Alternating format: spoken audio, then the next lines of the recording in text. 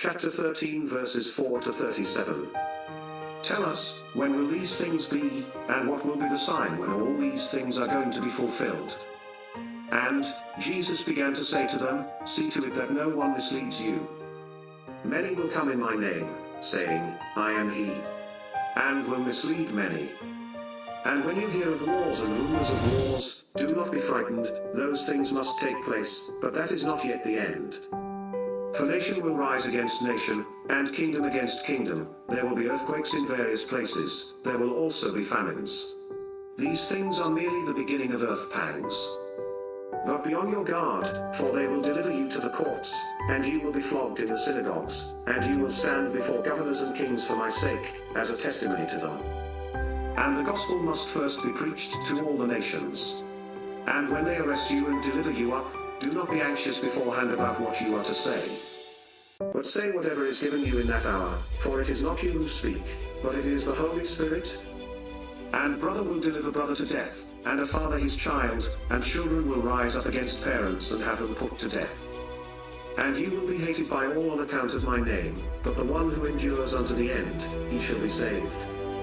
But when you see the abomination of desolation standing where it should not be, let the listener understand, then let those who are in Judea flee to the mountains. And let him who is on the housetop not go down, or enter in, to get anything out of his house. And let him who is in the field not turn back to get his cloak. But woe to those who are with child and to those who nurse babes in those days. But pray that it may not happen in the winter. For those days will be a time of tribulation such as has not occurred since the beginning of the creation which God created, until now, and never shall. And unless the Lord had shortened those days, no life would have been saved, but for the sake of the elect whom he chose, he shortened the days. And then if anyone says to you, behold, he is there, do not believe him, for false Christs and prophets will arise, and will show signs and wonders, in order, if possible, to lead the elect astray.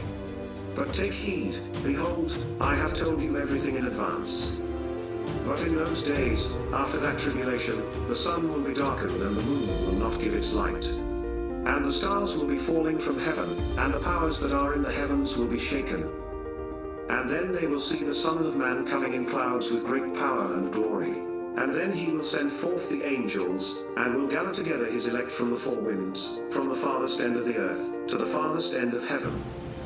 Now learn this parable from the fig tree. When its branch has already become tender, and puts forth its leaves, you know that summer is near. Even so, you too, when you see these things happening, recognize he is near, right at the door. Truly I say to you, this generation will not pass away until all these things take place. Heaven and earth will pass away, but my words will not pass away. 32 But of that day or hour no one knows, not even the angels in heaven, nor the Son, but the Father alone. Take heed, keep on the alert, for you do not know when the appointed time is.